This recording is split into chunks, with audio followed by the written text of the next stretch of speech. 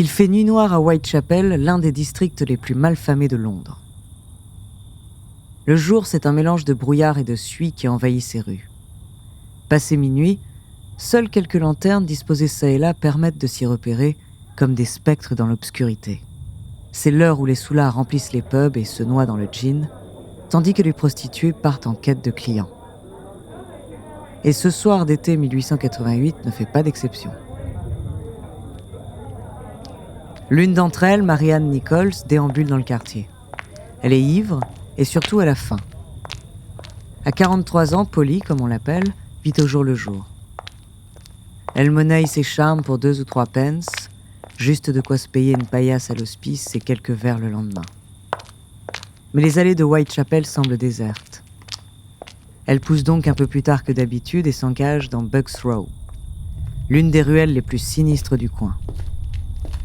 Une odeur poisseuse de crasse et d'urine la prend subitement à la gorge. Elle ne peut réprimer un hoquet de dégoût, mais poursuit malgré tout sa route, malgré les ordures qui jonchent le pavé. Il fait froid. Son jupon déchiré flotte au gré du vent.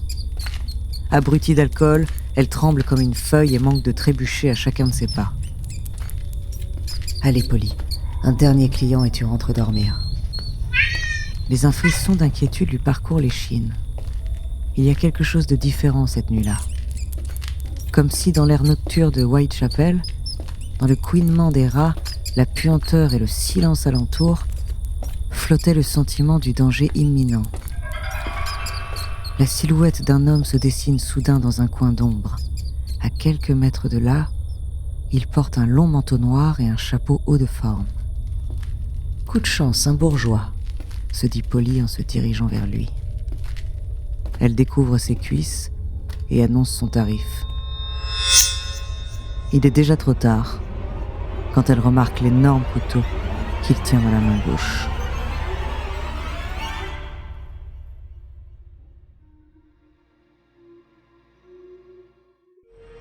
Bonjour, ici Andrea. Bienvenue dans True Story. Aujourd'hui, je vais vous parler de l'un des tueurs en série les plus célèbres du monde. Comparé à d'autres, le nombre de ses victimes n'est pas très impressionnant, et pourtant son mode opératoire et la panique qu'il a suscité à Londres à la fin du XIXe siècle restent inégalés. Barbare mais méticuleux, mondialement connu mais toujours anonyme, il aurait tout d'une légende urbaine si 5 femmes n'étaient pas réellement mortes de sa main. Son nom, ou plutôt son surnom, Jack l'Éventreur. Entre crime, enquête et couverture médiatique, découvrez sa true story.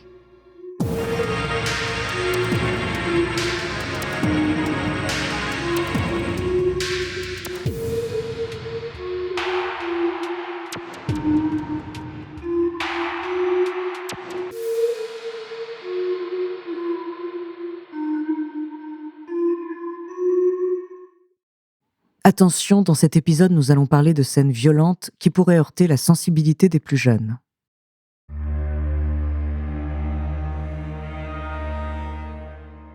Cette nuit du 31 août 1888, vers 3h45 du matin, un agent de police fait sa ronde habituelle.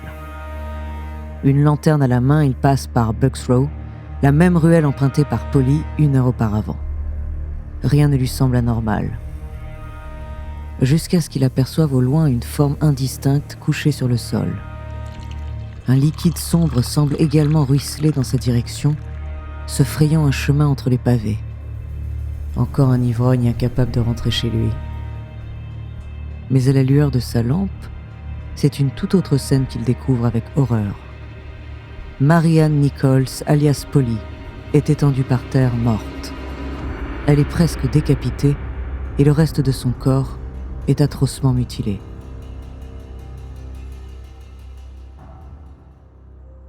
Moins de 2 heures plus tard, le cadavre est transporté à la morgue la plus proche et est examiné par un médecin légiste. Elle a le visage couvert d'ecchymose, comme si l'agresseur l'avait tenue d'une main ferme et puissante avant de lui trancher la gorge d'une oreille à l'autre jusqu'aux vertèbres. Son abdomen a aussi été profondément lacéré, laissant ses intestins à nu. La blessure est irrégulière mais d'une violence inouïe. Aucun doute, le tueur savait exactement ce qu'il faisait. la victime n'a pas eu la moindre chance.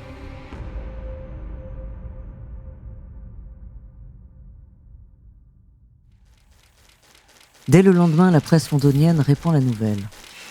Mais il en faut plus pour Scotland Yard. En effet, si la capitale britannique jouit à cette époque d'un prestige international, le quartier de Whitechapel en est la face honteuse. C'est un foyer d'immoralité où meurtres et agressions sont monnaie courante. Un seul cadavre, d'une prostituée qui plus est, ne suffit pas à lancer une enquête. Ce que la police ne sait pas, à ce moment-là, c'est que ce meurtre n'est pas tout à fait personnel, et que le tueur est loin d'avoir dit son dernier mot.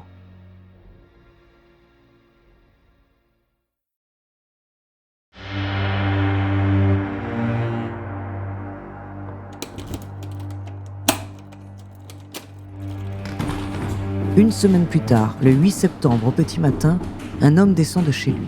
La porte de l'immeuble est grande ouverte, ainsi que l'arrière-cour. Ce n'est pas rare à Whitechapel, mais tout de même. Il sort vérifier. Le spectacle qu'il découvre alors le révulse au plus haut point.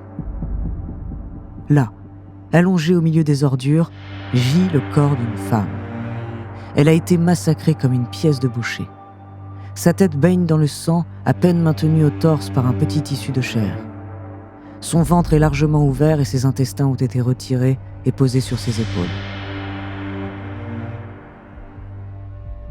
Quelques heures plus tard, l'examen médical établit que son utérus a également été prélevé par l'agresseur. On ne tarde pas non plus à identifier la victime, Annie Chapman, une autre prostituée de Whitechapel. Cette fois, le quartier est en ébullition. Tout le monde tremble de peur à l'idée de croiser la route de ce mystérieux et terrifiant tueur. Un tueur dont le grand public connaîtra bientôt le pseudonyme, car quelques jours plus tard, une agence de presse londonienne reçoit une lettre étrange écrite à l'encre rouge. Son auteur revendique le meurtre des 2 femmes et signe d'un nom qui restera célèbre, Jack l'Éventreur.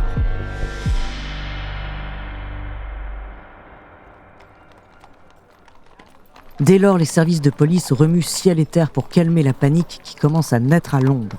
Ils tentent de retracer le parcours des victimes juste avant leur mort et interrogent des centaines de témoins. Mais leurs récits sont contradictoires. Certains affirment que c'est l'œuvre d'un aristocrate venu s'encanailler dans le quartier. D'autres se souviennent d'avoir vu un miséreux complètement ivre traîner près des scènes de crime. En raison des blessures subies par Nichols et Chapman, la police suspecte les bouchers, les assommeurs et même les chirurgiens de la capitale.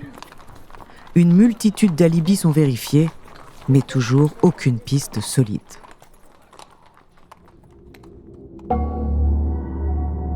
Et à la fin du mois de septembre, le meurtrier frappe à nouveau. Cette fois, ce sont 2 victimes qui sont retrouvées la même nuit à moins d'1 heure d'intervalle dans le quartier de Whitechapel. Elizabeth Stride et Catherine Eddowes, toutes 2 prostituées, elles aussi. La première a été égorgée, mais le tueur, probablement dérangé pendant son crime, n'a pas eu le temps de la mutiler davantage. La seconde, en revanche, a le visage couvert de balafres, le cou partiellement tranché et le ventre ouvert en 2. Son rein droit a été sectionné et déposé sur son front, le gauche emporté par l'agresseur. La police ne tarde pas à en retrouver la trace d'ailleurs, puisque le président du comité de vigilance de Whitechapel reçoit 2 semaines plus tard un petit paquet sanglant contenant l'organe. Le colis est bien évidemment signé du nom désormais synonyme d'épouvante, Jack l'Éventreur. L'enquête piétine, et la presse fait étalage de l'incompétence de la police. L'Éventreur est toujours introuvable et le peuple de Londres vit dans la terreur. Le coupable nargue les autorités, tandis que la liste des suspects potentiels s'allonge chaque jour un peu plus. Médecin ou charretier, avocat ou barbier, tout le monde correspond, et personne en même temps. Les témoignages parlent de silhouettes, d'hommes de taille moyenne ou encore d'ombres furtives. Il faut dire que les meurtres ont lieu au beau milieu de la nuit et dans un quartier sans éclairage public. Les agents de Scotland Yard tentent pour la première fois de l'histoire d'établir un profilage psychologique du tueur, mais en vain.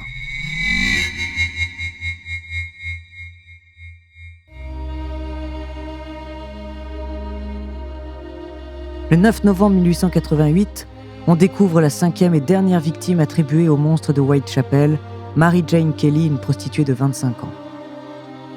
La scène de crime est considérée comme l'une des plus atroces jamais découvertes. La jeune femme est étendue sur son lit, dans la chambre que ses maigres revenus lui permettaient de se louer. Le sol et les murs sont couverts de sang, elle a la gorge tranchée jusqu'à l'os, le corps perforé d'innombrables coups de couteau, les seins coupés et le ventre déchiré. Ses organes sont répandus partout dans la pièce, une horrible charpie dans laquelle on peut lire autant de barbarie que de minutie. L'intérieur de ses cuisses a été dépecé et la chair soigneusement empilée sur la table de chevet. 7 heures. C'est le temps que les 3 chirurgiens dépêchés sur place mettent à reconstituer le corps. Seul le cœur de la victime reste introuvable. Les années qui suivent, plus de 2000 personnes sont interrogées par la police, 300 sont suivies de près et 80 temporairement emprisonnées. D'autres meurtres ont lieu à Londres, mais aucun directement imputable à Jack l'Éventreur. Et en 1894, l'affaire est définitivement classée. Le célèbre tueur en série restera anonyme. C'est le premier du genre à recevoir une couverture médiatique aussi internationale et intensive. Pendant toute la fin du 19e siècle et le début du 20e siècle, il fait les choux gras de la presse à sensation et de la littérature d'horreur. Il figure aussi dans des milliers d'œuvres de fiction, de documentaires, d'articles, et des chercheurs tentent toujours de le démasquer. Malheureusement, près d'un siècle et demi plus tard, les indices prélevés par la police et ses prétendues lettres sont passés par tellement de mains que l'analyse génétique n'est plus d'aucun secours.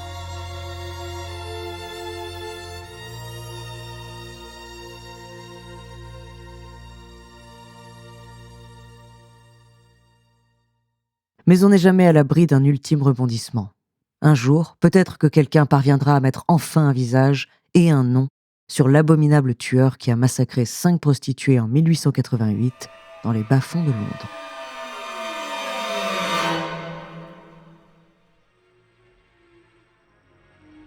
Merci d'avoir écouté cet épisode de True Story, écrit par Ellie Oliven et réalisé par Célia Brondeau et Antoine Berry-Roger.